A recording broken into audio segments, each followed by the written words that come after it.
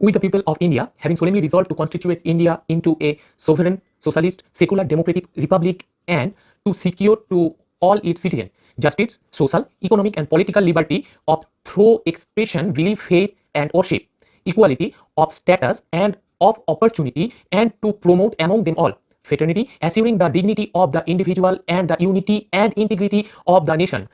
In our Constituent Assembly, this 26th day of November 1949, do hereby adopt, enact, and give to ourselves this Constitution. খুব শক্ত।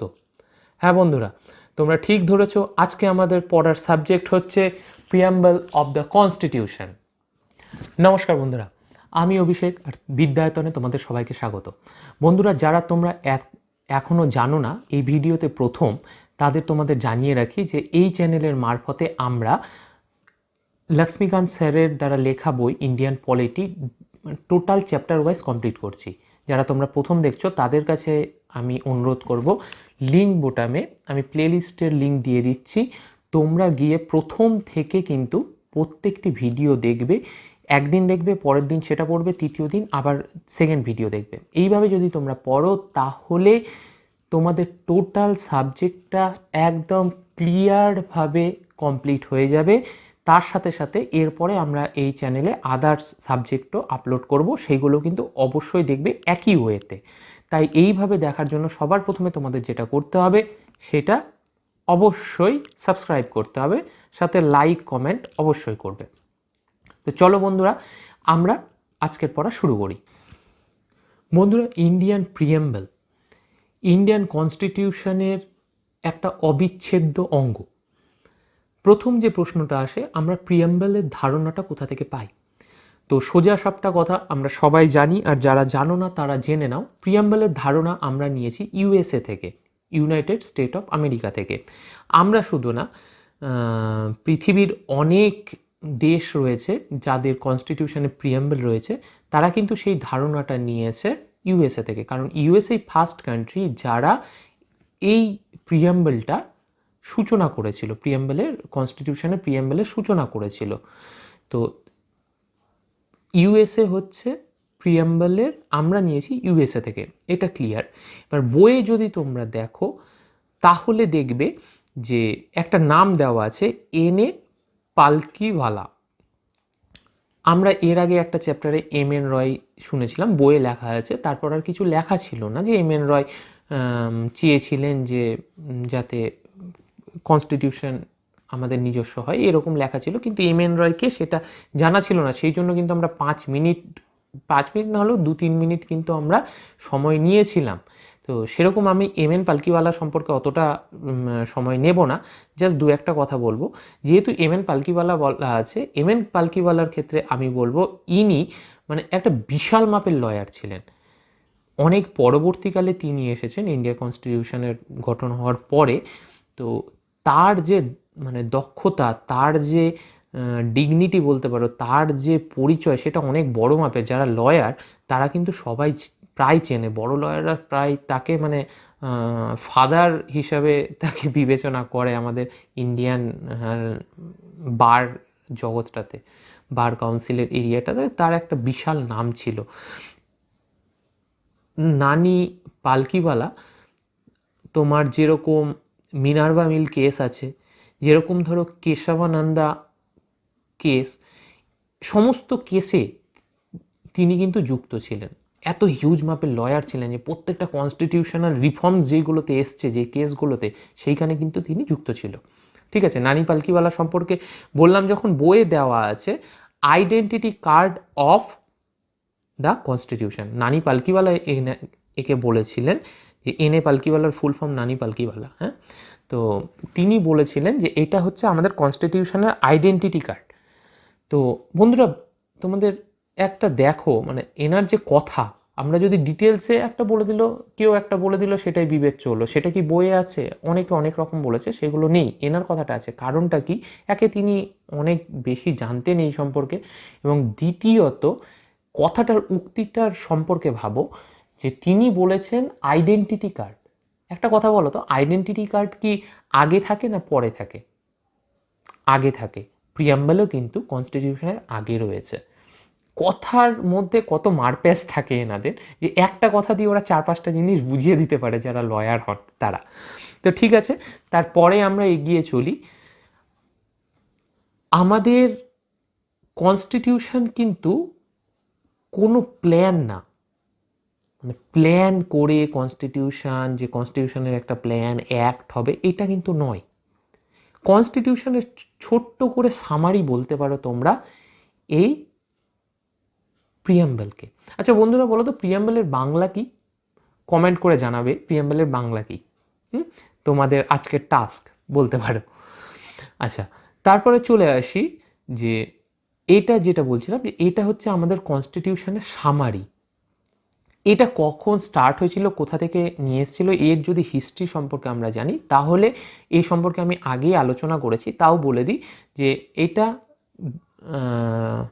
জওহরলাল নেহেরু 13 তারিখে, মানে 13ই December 1946-এ এটা objective resolution হিসাবে আমাদের constituent অ্যাসেম্বলির সামনে তুলে ধরেছিলেন, এবং সেইটা 22 জানুয়ারি 1947-এ ফাইনালাইজড হয়েছিল যে এটা আমাদের অবজেক্টিভ রেজুলিউশন, এবং এইটারই একটু একটু চেঞ্জ করে সেটা আমাদের প্রিয়াম্বল রূপ ধারণ করেছিল। কিন্তু প্রিয়াম্বলে 3টে শব্দ ছিল না, যেটা পরে অ্যাড করা হয়েছে, সেটা হচ্ছে সোশ্যালিস্ট, সেকুলার, আরেকটা কি, দুটো জানি তো, সোশ্যালিস্ট, সেকুলার, ভালো করে মনে করে দেখো, মনে করে রাখো, দুটো নয়। যখন কোনো দিন পরীক্ষায় যদি আসে কতটা শব্দ যোগ করা হয়েছে, কখন যোগ করা হয়েছে, তোমরা সবাই জানো 1976-এর 42তম সংশোধনীতে, অ্যামেন্ডমেন্টে যোগ করা হয়েছিল। তবে দুটো শব্দ নয়, শব্দ 3টে, দুটো না 3টে। কি কি? সোশ্যালিস্ট, সেকুলার, আরেকটা হচ্ছে ইন্টিগ্রিটি। এটা আমি বলছি না, এটা তোমাদের বইই লেখা আছে, ঠিক আছে? সবাই কিন্তু বইটা অবশ্যই পড়বে, ভিডিওটা দেখার পরে বইটা কিন্তু অবশ্যই পড়বে। এবার যদি তোমরা দেখো আমাদের কনস্টিটিউশনে কি বলা আছে, কিভাবে ভাগ করা আছে কনস্টিটিউশনের অ্যাসেম্বলি, এই প্রিয়াম্বলটা, তাহলে আমরা দেখতে পারবো যেটা 3-4টা পার্টে ভাগ করা আছে। কি রকম? প্রথম পার্ট হচ্ছে সোর্স। কনস্টিটিউশনের সোর্স কি? ঠিক আছে, সোর্স কি? We the people of India, মাথায় থাকবে। এটা হচ্ছে কনস্টিটিউশনের সোর্স। কনস্টিটিউশনের ক্ষমতা সবসময় এদের দেওয়া হয়েছে। এইটাকে প্রথমেই আমরা বিশ্লেষণ করে দিচ্ছি যে কনস্টিটিউশনের মেন পাওয়ার আমরা জনগণ। এখানে মনে রাখো উই দ্য পিপল, 3টা শব্দ। হ্যাঁ, এই 3টা শব্দ কিন্তু আমরা ডিটো টুকেছি আমেরিকা থেকে। আমেরিকার কনস্টিটিউশনও শুরু হয় উই দ্য পিপল দিয়ে, এটা কিন্তু মনে রাখবা। দ্বিতীয় পার্টে আমরা যদি দেখি তাহলে দেখব আমরা কে, হোয়াট উই আর, যেরকম এখানে আছে। তারপরে যদি দেখি having solemnly resolved to constitute India into a sovereign socialist secular democratic republic and to secure it all citizen. কে, আমরা কে, কাদের উপর এটা বলবৎ হচ্ছে, দেশটা কি, সেটা কিন্তু হোয়াট বলতে পারো যে মানে হোয়াট আর উই, আমরা কারা, সেটা কিন্তু এখানে ডিসক্রাইব করা হয়েছে। থার্ড পার্টে যদি দেখি তাহলে অবজেক্টিভটাকে বলা হয়েছে। অবজেক্টিভটা কি? জাস্টিস যেরকম, তারপর লিবার্টি, ইকুয়ালিটি, ফ্রেটার্নিটি, এই যে শব্দগুলো, এর মাধ্যমে আমাদের যে তোমরা বলতে পারো অবজেক্টিভ, কনস্টিটিউশনের অবজেক্টিভটা কি, কী করা হবে, সেটা কিন্তু প্রতিষ্ঠা পেয়েছে। লাস্টে হচ্ছে in our constituent assembly this 26 November 1949, এই ডেটে আমরা অ্যাডপ্ট করছি এক্সেট্রা এক্সেট্রা, অর্থাৎ ডেটটাকে বলা হয়েছে। সুতরাং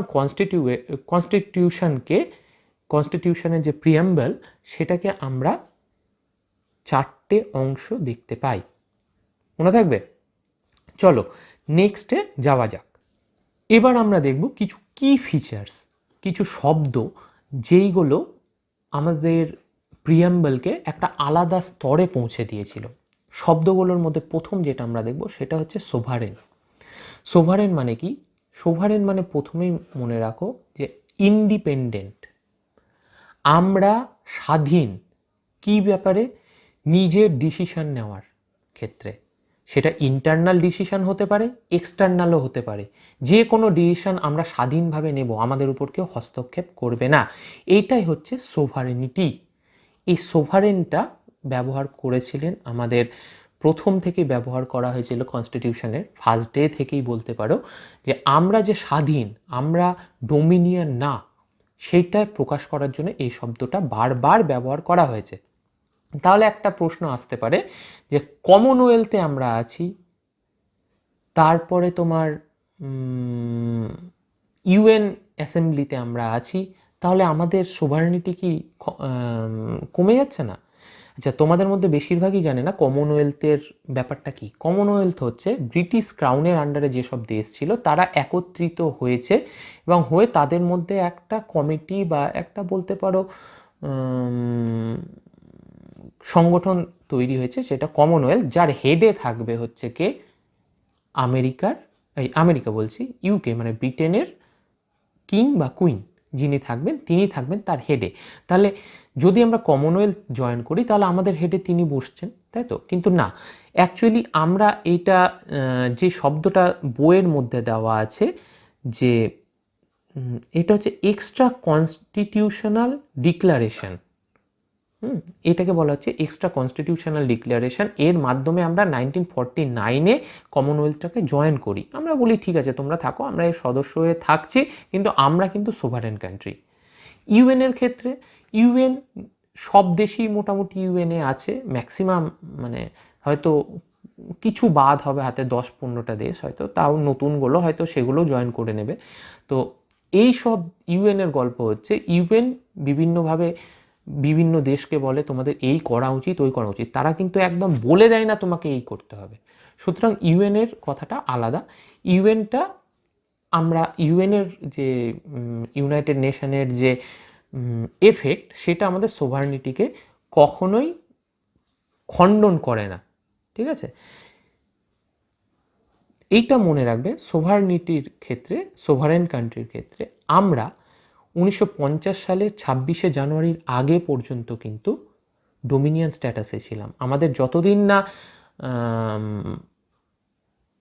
যতদিন পর্যন্ত না আমাদের কনস্টিটিউশনকে আমরা অ্যাডপ্ট করি, ততদিন আমাদের মাথার উপর কিন্তু ব্রিটিশ প্রতিনিধি ছিল, যেটা আমি আগের ভিডিওতে ডিটেল আলোচনা করেছি। তোমরা যদি দেখে থাকো কন্টিনিউ, তাহলে অবশ্যই তোমরা সেটা জানো।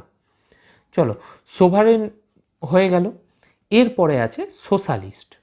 1950 সালে যখন আমরা কনস্টিটিউশনকে অ্যাডপ্ট করি, তখন আমাদের মধ্যে সোশ্যালিস্ট শব্দটা দেওয়া ছিল না। তাহলে আমরা হঠাৎ করে কেন অ্যাডপ্ট করলাম এবং আগে কেন ছিল না?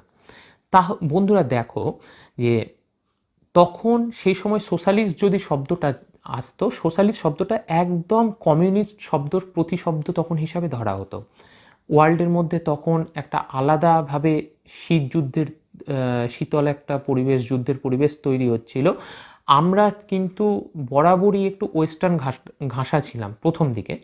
তো তখন যদি আমরা সোশ্যালিস্ট শব্দটা ইউজ করতাম, তাহলে সবার কাছে বার্তা যেত যে আমরা রাশিয়া ঘেঁষা। আর এইটা আমরা চাইতাম না। সেই জন্য কি করেছিলাম, দেখো শব্দটা ইউজ না করলেও আমরা কিন্তু এই ব্যাপারটা সম্পর্কে আমরা কিন্তু আগেই লিখেছিলাম। যেরকম দেখো, equality of status and the opportunity and to promote among them all. বুঝতে পারছো? আমরা অলরেডি সোশ্যালিস্টটাকে শব্দে না লিখেও কিন্তু আমরা এর মধ্যে ঢুকিয়ে দিয়েছিলাম আমাদের পার্লামেন্টের মধ্যে। কিন্তু যেটা সোশ্যালিস্ট, ইউএসএসআরের সোশ্যালিস্ট, মার্কসিজমের সোশ্যালিস্ট, তার সাথে আমাদের সোশ্যালিজমের কিন্তু একটা বেসিক ডিফারেন্স ছিল। তার কি ডিফারেন্স বলতে পারো, যে সোশ্যালিস্ট যেটা তোমার মার্কসিজম বা কমিউনিজমের যে সোশ্যালিস্ট শব্দটা, সেখানে বলা হয় all resource belong to state, সব রিসোর্স হচ্ছে স্টেটের কাছে। আর আমাদের কাছে কিন্তু সেটা না। আমাদের যেই সোশ্যালিস্ট ভাবধারা, সোশ্যালিজম ভাবধারা, সেইটাতে বলা হয় যে সবার কাছে ইকুয়াল অপরচুনিটি রয়েছে। তোমার কাছেও যে অপরচুনিটি রয়েছে, কয়েক হাজার কোটি টাকার মালিক মুকেশ আম্বানির কাছেও সেই অপরচুনিটি রয়েছে, শাহরুখ খানের কাছেও সেই অপরচুনিটি রয়েছে, যাকে বলো না কেন প্রধানমন্ত্রীর কাছেও তাই অপরচুনিটি রয়েছে as a man, as a ব্যক্তি। তাহলে পদের কথা বলছি না। তো এই যে অপরচুনিটি, এইটা আমরা সবাইকে ইকুয়াল দিয়েছি। সেই জন্য আমাদের যে ইকোনমি সেটা হচ্ছে মিক্সড ইকোনমি। সব জায়গাতে সরকারি যে সংস্থা তারাও যেরকম পারফর্ম করতে পারবে কোনো কিছুতে, সেরকম আদার সংস্থাও পারফর্ম করতে পারবে, যারা বলতে পারো যারা মানে প্রাইভেট সংস্থা, তারাও কিন্তু পারফর্ম করতে পারবে। সবার কাছে ইকুয়াল অপরচুনিটি রয়েছে। এটা হচ্ছে আমাদের মানে এটা বলতে পারো গান্ধিয়ান সোশ্যালিজমের একটা বৈশিষ্ট্য। কিন্তু যেটা মার্কসিজম সোশ্যালিজম, মার্কসের কথা মতো বা কমিউনিস্টদের কথা মতো, সেটা কিন্তু এরকম না। সেটা হচ্ছে সব কিছু বিলং করে স্টেট, স্টেট যা করবে সেটাই, ফ্যাক্টরি স্টেটের, টাকা পয়সা স্টেটের, সবই তারা যেভাবে দান করবে করবে। এইটা কিন্তু আমরা কখনোই অ্যাডপ্ট করতে চাইনি। কিন্তু আমি আগেও বলেছি পড়ানোর সময় যে একটা এই সময় পলিটিক্যাল একটা সিনারিও তৈরি হয়ে গেছিল 1976 সালের দিকে। তখন 42তম সংশোধনীর মাধ্যমে এটাকে যোগ করা হয়। কিছুটা বলতে পারো এটা একটা পলিটিক্যাল স্টেটমেন্ট। এটার মাধ্যমে কিছু একটা শ্রেণীকে অর্থাৎ ইউএসএসআরকে কিছুটা প্রেস করারও চেষ্টা করা হয়েছিল। চলো এবার যদি আমরা নেক্সট দেখে নিই, তাহলে আমাদের এখানে দেওয়া আছে সেকুলার। এই সম্পর্কে আমি আগেও অনেকবার বলেছি, এর আগের ভিডিওগুলোতে আমি অনেকবার বলেছি যে সেকুলার ওয়েস্টার্ন ডেফিনেশন হিসেবে ছিল যে স্টেট আর রিলিজন দুটো আলাদা, দুটার মধ্যে কোনো সম্পর্ক নেই। কিন্তু আমাদের যেটা আমরা বলি যে সমস্ত ধর্মকে আমরা, আমাদের দেশে সবাই নিজের নিজের মতো করে ধর্ম পারফর্ম করতে পারবে।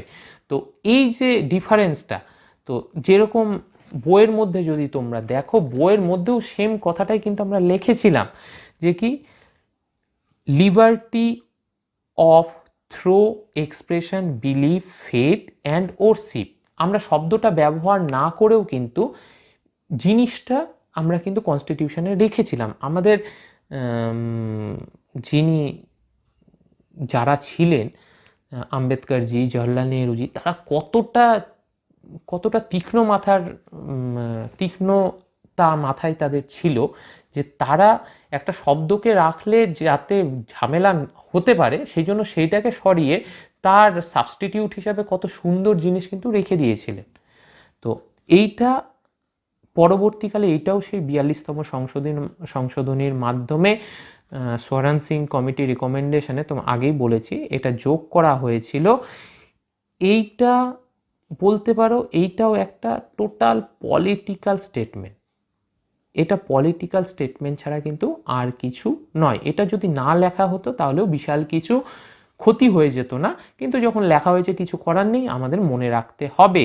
তবে এটা কিন্তু আগে থেকেই আমাদের কনস্টিটিউশনে লেখা আছে। তোমাদের লাইনটা দেখালাম আমি, প্রিয়াম্বলের লাইনটা। এছাড়াও আর্টিকেল 25 থেকে 28 অর্থাৎ 25, 26, 27, 28-এ কিন্তু আমরা সেকুলারিজমের, এই ধর্ম সম্পর্কে, রিলিজিয়ান যে সবাই নিজের মতো করে পালন করতে পারবে, এই জন্য কিন্তু আমরা ফান্ডামেন্টাল রাইটসে কিন্তু এটার প্রভিশন আগে থেকে দিয়ে রেখেছিলাম।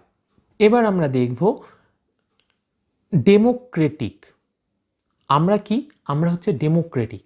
তো ডেমোক্রেটিক মানেটা কি সেটা আমরা দেখে নিই। ডেমোক্রেটিক মানে যত পাওয়ারের সোর্স রয়েছে সেটার মানে পাওয়ারের যেটা আধার বলতে পারো, সোর্স, সেটা হচ্ছে মানুষ, জনগণ, আমি, তুমি, আমরা সবাই। আমরা হচ্ছে ডেমোক্রেটিক কান্ট্রি, অর্থাৎ আমরাই প্রত্যক্ষ বা পরোক্ষভাবে নির্বাচিত করে বা পরোক্ষভাবে বলতে গেলে নির্বাচিত করে বা প্রত্যক্ষ বা মানে নিজেরা ইনভলভ হয়ে দেশকে চালায়। তো আমরা যে হিউজ কান্ট্রির দেশ, তাই আমাদের ডাইরেক্ট দেশ চালানো সম্ভব না। তাহলে প্রত্যেকটা বিষয়ে আজকে কেউ 2 টাকা বাড়াতে হবে, তার জন্য ভোট হচ্ছে। আজকে 3 টাকা কমাতে হবে, তার জন্য ভোট হচ্ছে। আজকে আরবিআই কোনো রুল পাস করবে, তার জন্য ভোট করতে হচ্ছে। তো এইভাবে সম্ভব হয় না। এই জন্য কি হয়, আমরা যেহেতু এত জনসংখ্যা, সেই জন্য আমাদের ইনডাইরেক্ট ডেমোক্রেসি বলতে পারো। ইনডাইরেক্ট মানে আমরা প্রতিনিধি নির্বাচন করি, তারা গিয়ে কাজ করে। উল্টো দিকে যদি দেখি ডাইরেক্ট ডেমোক্রেসি কি হয়? অবশ্যই হয়। আমরা এইটা কিন্তু দেখতে পাই সুইজারল্যান্ডে, অবশ্যই তোমাদের বইও দেওয়া আছে। সুইজারল্যান্ডে কি হয় যে প্রত্যেকটা বিষয়ে, যেহেতু জনসংখ্যা কম, যেগুলো ওখানেও কিছু ইনডাইরেক্ট ফিচার্স রয়েছে, কিন্তু ডাইরেক্ট ফিচার্সও রয়েছে, কিছু কিছু বিষয়ে সমস্ত জনগণ ভোট দেয় বা সমস্ত জনগণ মিলে ডিসিশন গ্রহণ করে। ডেমোক্রেটিক শব্দটা আরেকটা অর্থ আমাদের ক্ষেত্রে, যে এক্সিকিউটিভ যে রয়েছে, যে কাজগুলোকে মানে এক্সিকিউটিভ মানে যে কাজগুলোকে রূপান্তরিত করে জনগণের মধ্যে, তিনি কিন্তু লেজিসলেটিভের কাছে দায়বদ্ধ। যেরকম আমাদের এক্সিকিউটিভ হেডকে পিএম, প্রধানমন্ত্রী ইন্ডিয়ার, তিনি কিন্তু লেজিসলেটিভের কাছে দায়বদ্ধ। তিনি সংসদে গিয়ে কিন্তু তার কার্যের বিবরণ দেবেন এবং কেন করছেন সেটা সম্পূর্ণ কিন্তু সেখানে তাকে ডিক্লারেশন দিতে হবে। আরেকটা কথাই বলতে পারো, রুল অফ দ্য ল, মানে যেটা আইন রয়েছে সেটার প্রতিষ্ঠা করাই এক্সিকিউটিভের কর্তব্য, এবং তার প্রতিক্রিয়া কিন্তু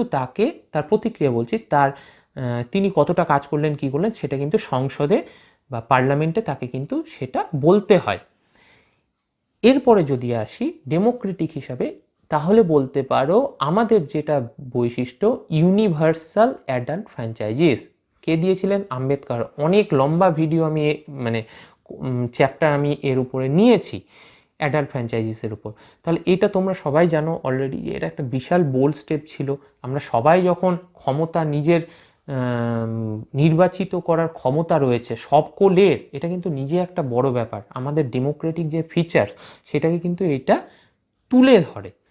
এরপরে যেটা দেখতে পারো, তাহলে ফ্রি, ফেয়ার এবং periodic election. Free election, fair হতে হবে। ফ্রি মানে কারো হস্তক্ষেপ চলবে না। আমি আগেই বলেছি আমাদের ইলেকশন কমিশন অফ ইন্ডিয়া হচ্ছে একটা ইন্ডিপেন্ডেন্ট বডি। ফেয়ার করতে হবে, তাদের উপর দায়িত্ব যে তারা যাতে কারো পক্ষপাতিত্ব না করে। তৃতীয় নাম্বার হচ্ছে পিরিয়ডিক, মানে টাইম অন্তর অন্তর। তুমি ফ্রি ফেয়ার ইলেকশন করলা, কিন্তু বলে দিলা যে আমি 100 বছর পরে ইলেকশন করব, এই গভর্নমেন্ট থাকবে 100 বছর পর অন্য গভর্নমেন্ট হবে, বা অন্য গভর্নমেন্ট আসলো 1 বছর পরে আবার ইলেকশন করব, এইভাবে কি হবে? না, একটা পিরিয়ড টাইম থাকবে, 5 বছর অন্তর অন্তর ইলেকশন হবে। এই যে ইলেকশনের ক্রাইটেরিয়া, ফ্রি, ফেয়ার আর কি বললাম, পিরিয়ডিক, তাহলে এইটা হচ্ছে আমাদের ডেমোক্রেটিক যে ভাবধারা সেটাকে কিন্তু খুব ভালোভাবে তুলে ধরে। এরপরে যদি তুমি দেখো, তাহলে আমাদের যে জুডিশিয়ারি সিস্টেম সেটা হচ্ছে একদম ইন্ডিপেন্ডেন্ট। এই সম্পর্কেও আমরা অনেক আলোচনা করেছি, তাই বিশেষভাবে বড় করে আলোচনা করছি না। জুডিশিয়ারি সিস্টেমটা একদম আলাদাভাবে কাজ করে। তারা চাইলে দেখা যায় যে পার্লামেন্টের লয়ের উপরও তারা নিজের মতামত দেন, এখন রিভিউ করতে পারেন।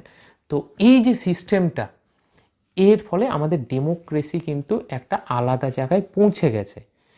এইখানে তোমাদের বই থেকে দুটো লাইন পড়বে, দেখো কত সুন্দর কথা লেখা আছে এখানে। এখানে লেখা আছে নভেম্বর 25, 1949-এ ডক্টর আম্বেদকরজি বলেছিলেন, political democracy can not last unless there lies at the base of the social democracy. Social democracy ছাড়া কোনোদিন পলিটিক্যাল ডেমোক্রেসি আসতে পারে না। তোমার যে সামাজিক জীবনে, সেখানেও তোমাকে স্বাধীনতা, তোমার যেরকম পলিটিক্যাল স্বাধীনতা রয়েছে, রাজনৈতিক স্বাধীনতা রয়েছে, সেরকম কিন্তু তোমার এই স্বাধীনতাটাও দেওয়া হবে। এটা আমাদের ডেমোক্রেসির সবচেয়ে বড় একটা ফিচার বলতে পারো, পলিটিক্যালের সাথে সোশ্যাল ডেমোক্রেসি দেওয়া। এটা নিজে বলেছেন আমাদের father of the constitution doctor আম্বেদকরজি। আরেকটা শেষ দিকে যদি তোমরা লাইন দেখো, তাহলে এখানে দেওয়া আছে সুপ্রিম কোর্ট 1997-এ বলেছে, লাস্টের দিকে আসো, every citizen social, economic and political justice in a social and economic democracy of the Bharat Republic. সমস্ত জনগণের পলিটিক্যাল ডেমোক্রেসির সাথে সোশ্যাল ডেমোক্রেসি থাকা অত্যন্ত দরকার। এই যে কথাগুলো, এই কথাগুলোর মধ্যে আমাদের যে স্ট্রেংথ, আমার তোমার যে স্ট্রেংথ, ভারতবাসী আমরা, আমাদের যে কতটা শক্তি ভারতবর্ষের থেকে সমস্ত বলতে পারো সমস্ত বিষয়ে, সেটা কিন্তু এই ক্রিটিক বা ডেমোক্রেসি শব্দের মাধ্যমে প্রকাশ করা হয়। এরপরে যদি আমরা দেখে নিই, আজকে এখানে শেষ করব রিপাবলিক, ডেমোক্রেটিক, রিপাবলিক শব্দটার মানেটা কি, তার এরপরে যেগুলো আছে সেগুলো আমরা পরের দিন শেষ করে এই চ্যাপ্টারটাকে শেষ করব। দেখো, রিপাবলিক মানে বিশেষ কিছু না। রিপাবলিক শব্দের মানে হচ্ছে একজন ইলেক্টেড হেড তোমার মাথায় থাকবেন, ঠিক আছে? রিপাবলিক সাধারণত দুই প্রকার হয়, সরি ভুল বললাম, ডেমোক্রেসি সাধারণত দুই প্রকার হয়। একটা হচ্ছে মোনার্চি, আর একটা হচ্ছে রিপাবলিক। মোনার্চির উদাহরণ হচ্ছে ব্রিটেন, সেখানেও ডেমোক্রেসি রয়েছে, পিএম সেখানকার হেড এক্সিকিউটিভ তার মতো করে চালান, কিন্তু তাদের মাথার উপর যিনি রয়েছেন তিনি হচ্ছে ব্রিটেনের কিং অর কুইন, মানে ক্রাউন বলতে পারো। তারা বংশানুক্রমিকভাবে সেইটা পালন করে আসছে, সেটা পাচ্ছে। কিন্তু আমাদের এখানে সেটা না, আমাদের এখানে হচ্ছে রিপাবলিক ডেমোক্রেসি, অর্থাৎ যিনি মাথার উপরে রয়েছেন তিনি একজন ইলেক্টেড পারসন। 5 বছরের জন্য আমরা ইলেক্ট করছি, প্রত্যক্ষভাবে না পরোক্ষভাবে, কিন্তু আমাদের প্রতিনিধিরা ইলেক্ট করছে তাকে। সুতরাং বলতে পারো যে তিনি ইলেক্টেড পারসন, এবং আমাদের ডেমোক্রেসিটা তার ফলে কি হয়ে যাচ্ছে, রিপাবলিক ডেমোক্রেসি। রিপাবলিকের আরেকটা বৈশিষ্ট্য বলতে পারো কনস্টিটিউশনের সুপ্রিমেসি। যে কনস্টিটিউশন, আমাদেরও তাই, কনস্টিটিউশনটাই সব কিছুর হেডে থাকবে, সব কিছু আমরা মেনে চলবো কনস্টিটিউশন অনুযায়ী। এইটাই রিপাবলিক শব্দের বৈশিষ্ট্য। চলো বন্ধুরা, আজকে অনেকটা পড়া হলো, আর অল্প কিছু রয়েছে এই চ্যাপ্টারের, এর পরের ভিডিওতে আমরা সেটা কমপ্লিট করে ফেলবো। তাই যাওয়ার আগে আবার তোমাদের বলে দিই যে তোমরা যারা এখনও চ্যানেলটা সাবস্ক্রাইব করোনি তারা অবশ্যই সাবস্ক্রাইব করবে, নিজেরা বাড়িতে পড়বে, এবং ভিডিওগুলিকে শেয়ার, লাইক এবং ভিডিওগুলিতে কমেন্ট অবশ্যই করবে, কারণ সবার কাছে যাতে এই ভিডিওগুলি পৌঁছে যায় এবং সবাই তাদের নিজেদের যে প্রিপারেশন সেটা ভালো মতো নিতে পারে। কারণ তোমাদের এই শেয়ার করা বা কমেন্টের থ্রুতে আমি নিজে মোটিভেট হই, আর আমি যত বেশি মোটিভেট হব তত বেশি ইনফরমেশান তোমাদের সামনে আমি তুলে ধরতে পারবো। তাই আর বেশি কথা নয়, আজকে এখানেই থাক, এর পরের দিন আমরা এই চ্যাপ্টারটা কমপ্লিট করব। নমস্কার।